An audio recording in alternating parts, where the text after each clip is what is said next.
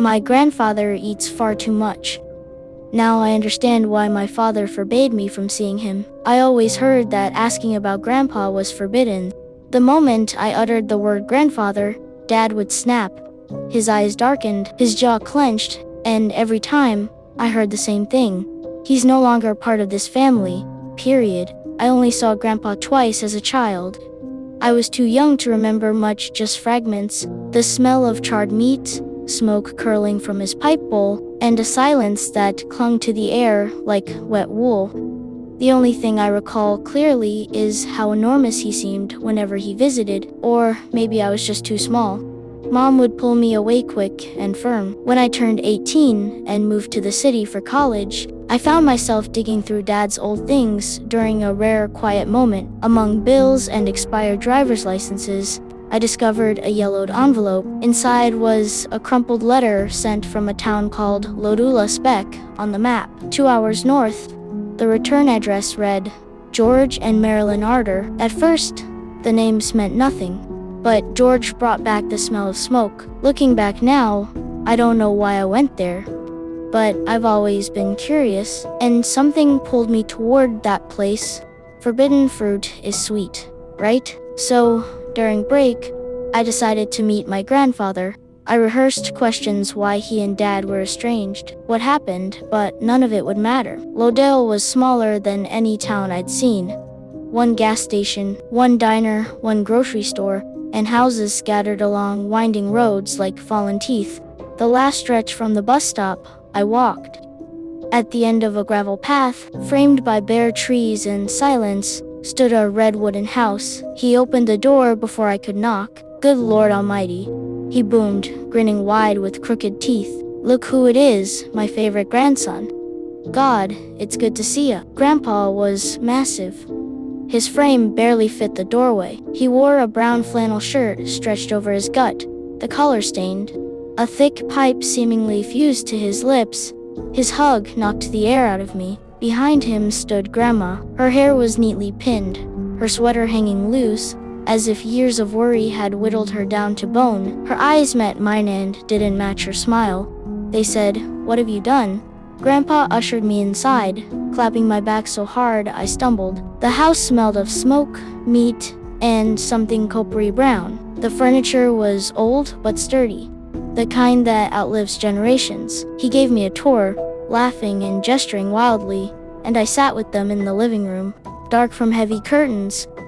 Grandma brought me tea with trembling hands. The first few days were tolerable. Grandpa joked, smoked nonstop, and taught me wood. He told stories to neighborhood kids who trickled in after school, 2 or 3 at a time. He was what people call the life of the party, and he really was. I don't know how to explain it, but Grandpa had this magnetism. People just gravitated toward him. He was kind, genuine, funny. His life stories were fascinating, and he clearly loved the attention, his pipe never leaving his mouth. Everything seemed normal, except for one thing, his appetite. He ate constantly.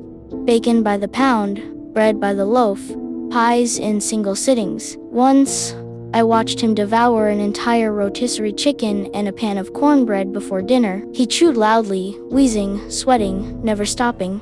Plates piled around him like building blocks, yet he always wanted more, licking plates, sucking grease from his fingers, gulping tea by the liter, nearly choking on it. Grandma brought out plates piled with pork chops, sausages, whole chickens, gravy boats the size of bowls, and he inhaled it all, groaning with pleasure. His face gleamed with grease. He didn't chew so much as engulf, as if tasting was optional. "You always eat like this?" I asked, half joking. He grunted around his pipe and patted his belly. Big man needs big meals. I figured he just needed a lot of food, but not this much. All day, he only ate and smoked, barely able to move from his chair, just sitting in the kitchen, waiting for the next massive meal. Hell, I don't think I've eaten as much in my life as he did in one dinner. Still, evenings with him were fun until the hunger returned. One night, Grandma caught me alone in the hall while Grandpa snored like a bear in the next room. "You need to leave," she whispered, her face pale, lips cracked. "While he's asleep." Tomorrow, first thing. But why? She flinched at the sound of heavy footsteps. Grandpa emerged from the shadows, pipe smoldering, eyes unreadable. Everything all right? Just telling him about my childhood. Grandma answered too quickly. Grandpa stared at us in silence, and for the first time, I felt afraid. The only light was his burning pipe. The only sound, his labored breathing. He filled the hallway, his bulk swallowing the space. This house has many stories. He finally rumbled before retreating to bed. I barely slept that night between Grandpa's snoring and the dread gnawing at me. Leave in a hurry. But why? By morning, the fridge was empty. Grandpa sat at the table, licking his lips, breathing hard. Where's that woman gotten to? Starving over here. Grandma returned with 3 bulging grocery bags and frantically unpacked them, cooking while Grandpa fidgeted, growling incoherently. I claimed I wasn't hungry, a lie. Watching him eat devouring, even the gristle made me nauseous. Instead, I went to the store, chewing on Grandma's warning. Something about this was starting to scare me, especially one thought: how does he eat so much? At his age, that obese, chain-smoking, how was his heart still beating? At the store, the clerk and a woman were whispering, tense, glancing at the windows. Ben's lost another pig, the woman muttered. 6th one. Coyote. Bear. The clerk asked vaguely. When's the last time you saw a coyote, let alone a bear around here? Sorry. I cut in awkwardly. Animals are disappearing. You new here, kid. The woman sighed, recalling something grim. First pigs, then goats, chickens, even dogs. What's left is just bones gnawed, split open, like something sucked out the brains. But no one's seen an animal do it. No tracks, no blood. Suddenly, I couldn't breathe. I was drenched in sweat. They didn't know what could do this, but I might. And Grandpa, he still laughed, smoked, told stories. Evenings, he'd call me to the porch, where kids gathered like moths to his booming voice. One older girl, maybe 10, sat at his feet and asked, Mr. Arter, are you ever scared? He looked at her and smiled slowly. Only when the meat runs out, he said, laughing like it was a joke. The kids laughed too. I didn't. When I asked about the missing animals, Grandpa just chuckled through a mouthful of stew. Wild times, huh? Makes me feel young again. He played cards with me and the kids. Everyone adored him. But I grew uneasy around his bloated body, his yellow teeth grinning through smoke as he launched into another story. Too good, too vivid, too scary. The kids leaned in, wide-eyed, while Grandpa basked in their attention, until Grandma, shaken, announced, we're out of food. Nothing left. No meat, no eggs, not even flour. We can't find more, Grandpa growled, pupils shrinking to pins. I'm starving. He didn't move from his chair. Even when we went to bed, he stayed in the kitchen. Around 3 a.m., I woke up thirsty and flicked on the kitchen light, then nearly had a heart attack. Grandpa was still in his chair, trembling, staring at the same spot. His skin was pale, almost translucent, veins purple beneath. His pipe was gone. For the first time, I saw him without it, and that alone made me want to crawl into a corner. At first, I thought he was dead, but then he shook harder, sweat beading on his forehead. Grandpa, you okay? I whispered. Get me food, boy. His voice held no trace of the man I'd known, no warmth, just threat. Something not human. I'll go to the store in the morning. Just sleep, Grandpa. Get me food. He didn't look up. I edged past him, turning off the light. All night, strange sounds came from bellow growls, wet slithering, the front door creaking. At dawn, Grandpa was gone, the door ajar. Grandma stood behind me, eyes red with fury and regret. Go, grandson. Now, he won't be satisfied with store food. Pack your things and leave. But what's wrong with Grandpa?